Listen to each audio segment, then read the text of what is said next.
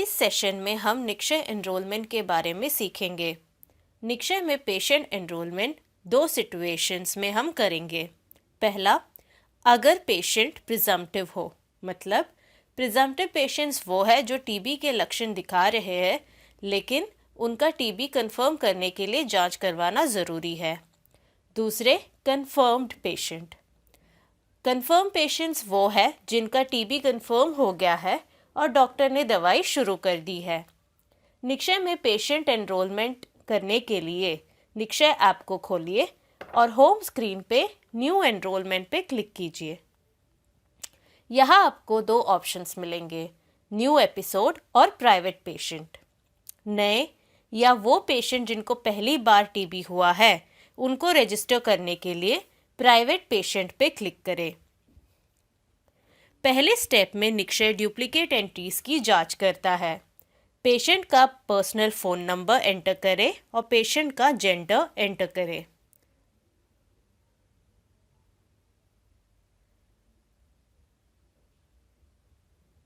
अगर phone number पहले से निक्षय पर रजिस्टर्ड है तो आपको डुप्लीकेट पेशेंट्स की लिस्ट दिखेगी।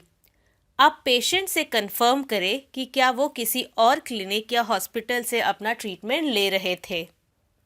व्यू ऑल डिटेल्स पे क्लिक करें। यहाँ पे आपको पेशेंट की सारी डिटेल्स मिलेगी, जैसे patient Nikshay ID, name, age, gender, phone number, enrolment facility, diagnosing facility और करंट फैसिलिटी। अगर पेशेंट का नाम ऑलरेडी नोटिफाइड पेशेंट से अलग है तो प्रोसीड पर क्लिक करें। अगर पेशेंट का ट्रीटमेंट पहले कोई और फैसिलिटी से चल रहा था और पेशेंट वहाँ से नोटिफाई हो गया है तो पेशेंट का करंट फैसिलिटी चेंज करना पड़ेगा।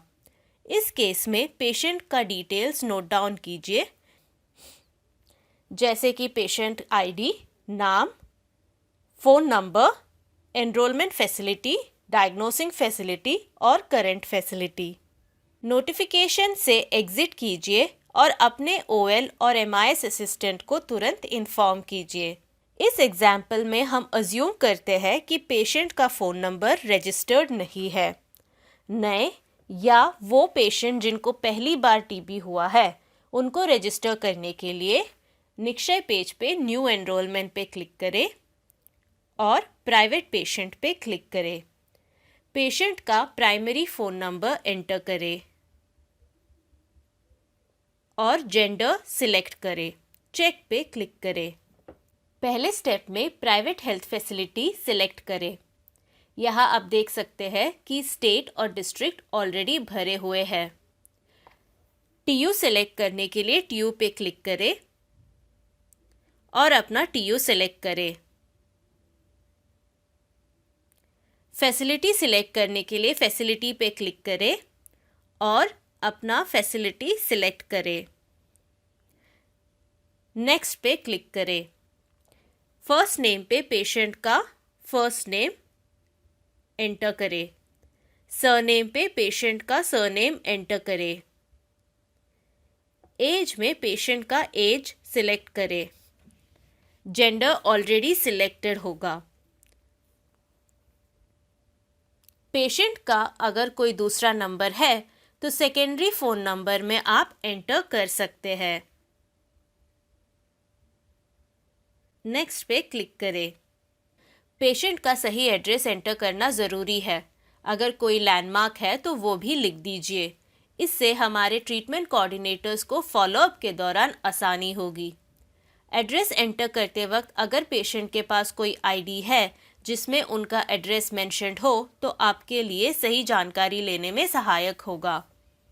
पेशेंट का करंट एड्रेस का पिन कोड एंटर करना ज़रूरी है।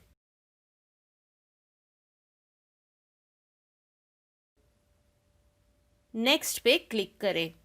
अब पेशेंट के डेमोग्राफिक डिटेल्स में पेशेंट का एरिया, ऑक्यूपेशन, मैरिटल स्टेटस और सोशल इकोनॉमिक स्टेटस के बारे में आपको जानकारी होगी तो भरें अथवा अननोन रहने दें।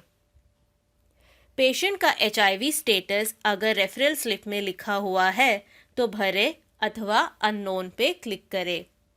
नेक्स्ट पे क्लिक करें। पेशेंट का इमरजेंसी कॉन्टैक्ट पर्सन का नाम और नंबर एंटर करें।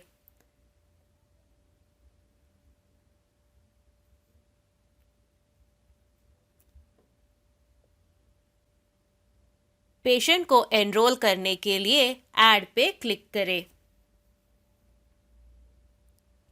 पेशेंट का एनरोलमेंट सफलतापूर्वक हो जाएगा और एक निक्षय आईडी जनरेट हो जाएगा। यहाँ आप देख सकते हैं कि पेशेंट का स्टेटस प्रिजम्प्टिव ओपन है। पेशेंट का एनरोलमेंट डिटेल्स अपने हब रजिस्टर में तुरंत एंटर कीजिए। जब किसी पेशेंट को ट्रीटमेंट के बाद दोबारा टीबी हो जाता है तो पेशेंट के पुराने निक्षय आईडी पे नया एपिसोड जनरेट किया जाता है। इस सिचुएशन में आपको न्यू एपिसोड क्लिक करना है। ध्यान रखें कि किसी पेशेंट को रजिस्टर करने के लिए उनका प्रिस्क्रिप्शन का एक फ़ोटो या रजिस्ट्रेशन स्लिप अपने पास अवश्य रखें। इस केस में पेशेंट का पुराना निक्षय आईडी एंटर करें।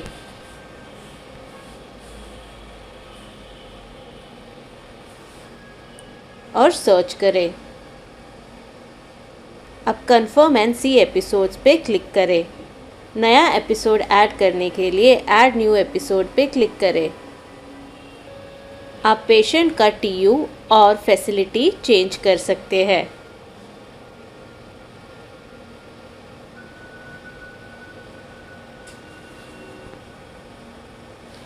पेशेंट का नाम, एज और फ़ोन नंबर वेरीफाई करें। पेशेंट का एड्रेस भी वेरीफाई करें। बाकी सारी जानकारी वेरीफाई करें और ऐड पे क्लिक करें। अब पेशेंट दोबारा से एनरोल हो चुके हैं।